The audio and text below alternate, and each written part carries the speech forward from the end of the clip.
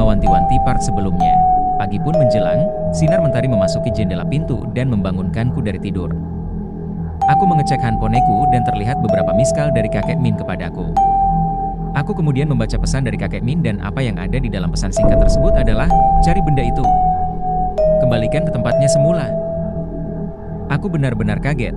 Tampaknya mimpi dan juga peringatan kakek Min ini bukanlah hal yang main-main. Aku segera beranjak menuju kamar mandi. Aku melihat Veranda tengah membantu Ira memasak. Mereka memintaku untuk mengambil air 1 ember dan meletakkannya di dekat kompor gas yang sudah mereka atur sedemikian rupa di dapur rumah. Aku menyanggupinya dan kemudian mengambil ember tersebut dan berjalan ke arah kamar mandi yang ada sumurnya itu. Mataku masih setengah mengantuk, aku mengambil segayung air dan membasuh mukaku, kemudian mengambil sikat gigi serta menggosok gigiku. Setelah selesai aku mengambil gayung dan mengisi penuh air tersebut ke dalam ember dan membawanya kembali ke arah dapur untuk para wanita yang sedang memasak. Aku melihat Mak, ia tampaknya sedang memasak nasi. "Yuah masak nih, Mak," isapaku sembari tersenyum.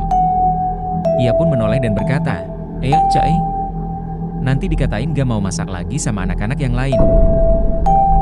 Balas Mak. Sekilas tentang Mak, ia adalah wanita imut dengan tinggi sekitar 158 cm, berambut ikal, gemar tertawa, ramah dan tentunya terlihat setia kawan. Ia juga boleh dibilang yang memiliki pemikiran lebih dewasa dari yang lain sesuai dengan panggilannya, Mak, yang berarti ibu yang tidak lain adalah pemikiran dan pematangan karakternya yang memang dewasa. "Sudah mandi, Mak?" tanyaku. "Belum ini." "Oh iya." Tadi tetangga sebelah bilang, kalau butuh tetmon untuk menampung air kebetulan mereka ada beberapa bisa dipakai untuk menampung air dan juga keperluan kita selama KKN, terang Mak. "Wah bagus tuh, kebetulan rumah ini cuma punya bak mandi berukuran kecil yang hanya cukup untuk 1 atau 2 orang mandi saja. Keberadaan tetmon untuk menampung air rasanya cukup bagus untuk ditaruh di kamar mandi dekat sumur," ujarku memberi ide. "Iya seperti itulah, nanti tolong diambil ya, kan? Nanti ku temani untuk mengambil tetmonnya di rumah sebelah." "SIP, ujarku sembari kembali ke dalam kamar mandi. Mandiku yang tertunda kemudian kulanjutkan kembali. Setelah selesai membersihkan diri dan mengganti pakaianku, aku menaruh pakaian kotor di dalam kantung asal hitam dan berniat akan mencucinya nanti. Selanjutnya adalah aku meminta kepada Tony, Andy, Dwi dan Jawir untuk membantuku mengambil beberapa tetmon di rumah tetangga sebelah. Mak pun menuntun kami ke rumah tetangga. Setelah basa-basi singkat dan mendapatkan pinjaman tetmon dari tetangga sebelah, kami mengucapkan terima kasih dan mulai meletakkan 2 tetmon berukuran sedang. Itu di samping kamar mandi, kebetulan ada pintu ke arah luar yang mengarah ke dalam kamar mandi. Aku membersihkan tetmon tersebut bersama Andy, sedangkan Dwi, Tony dan Jawir mengisi air ke dalam ember dan mengisinya ke dalam tetmon. Setelah semuanya selesai, aku dan yang lain kemudian beristirahat. Aku memutuskan untuk mencoba berjalan-jalan sedikit di dekat rumah. Rasanya aku belum mencoba berbaur dengan tetangga di sekitaran sini. Aku kemudian melihat ada sebuah warung yang di depannya terdapat kursi dari anyaman bambu yang memanjang. Aku kemudian memutuskan untuk membeli beberapa cemilan dan beristirahat di warung tersebut. "Assalamualaikum, beli Bu?" ujarku sopan. Kemudian ibu pemilik warung ini keluar dan menanyakan maksud dan tujuanku. "Mau beli apa, Dik?" tanyanya kepadaku. Ibu pemilik warung ini berumur sekitar 45 tahunan. Ia terlihat begitu ramah dan melemparkan senyumnya ke arahku. "Aku mau beli ini Bu." Aku mengambil beberapa permen, 1 buah coklat merek Beng Beng dan juga minuman gelas yang isinya teh. Setelah membayar aku kemudian duduk di warung tersebut. "Bagaimana tidurnya semalam, Dik?" "Nyenyak?" tanya sang ibu penasaran. "Alhamdulillah, nyenyak Bu." "Memangnya kenapa? Kamu salah satu anak KKN di rumah itu kan?" "Hati-hati saja dengan rumah itu," pesan sang ibu kepadaku. "Iya. Aku salah satu anak KKN di rumah itu, Bu." "Memangnya harus hati-hati kenapa?" balasku cepat. "Rumah itu berhantu, Nak," ujarnya pelan. Aku benar-benar terkejut. Tampaknya ibu ini juga mengetahui apa yang sebenarnya ada di rumah tersebut. Karena penasaran aku pun kembali mencoba untuk mengulik informasi apa saja mengenai rumah tersebut. "Oh iyakah, Bu?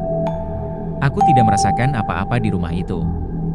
"Bisa Ibu ceritakan, kenapa lalu rumah itu berhantu?" ujarku pura-pura bodoh. Ibu ini kemudian duduk di sampingku dan memulai ceritanya.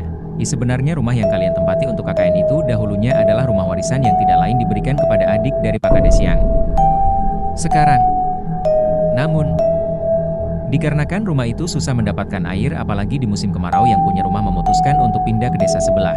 Rumah itu lama terbengkalai tidak berpenghuni, hingga kemudian dihuni oleh pasangan suami istri sekitar 10 tahun yang lalu. Suaminya bernama Sudi dan istrinya bernama Yanti. Suaminya ternyata berprofesi sebagai seorang dukun atau paranormal. Sering beberapa kali aku melihat ada orang yang berobat kepada Sudi, hingga kemudian pasangan suami istri ini ditangkap oleh polisi dikarenakan diduga melakukan pembunuhan dan ritual terlarang yang menyebabkan manusia meninggal. Gosip yang beredar Sudi membunuh anak dari pasangan suami istri yang menjadi pasiennya sebagai syarat dari salah satu ritual. Salah satu anggota keluarga dari si anak yang ditumbalkan ini kemudian mengetahui kejadian tersebut dan melaporkan Sudi beserta istrinya karena telah menghasut anggota keluarganya agar menghabisi keponakan mereka. Kisah tersebut menjadi hal yang memalukan bagi desa kami. Hingga kemudian rumah itu lama kosong dan baru kalian yang berani menempati rumah itu setelah sekian lama. Aku terdiam beberapa saat, mencoba mencerna semua informasi yang masuk ke dalam otakku. Aku mulai mengambil benang merah mengenai keris berkepala naga dengan balutan kain kafan yang ada di dalam rumah. Aku menduga bahwa keris tersebut adalah keris ritual yang digunakan oleh empunya rumah untuk menjaga rumah tersebut.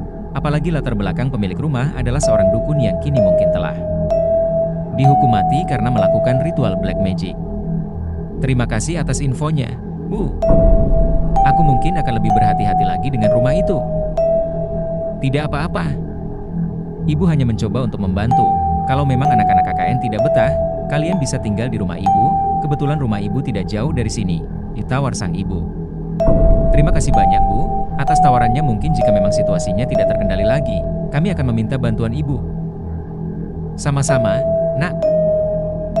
Aku masih terdiam sembari kemudian menghabiskan tehku. Baru saja akan beranjak aku melihat Jawir berjalan ke arah sini.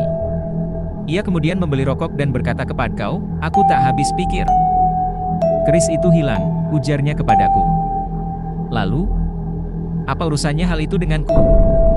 Aku hanya penasaran, biasanya keris mistis seperti itu akan kembali ke alam gaib ataupun kembali kepada si empunyanya.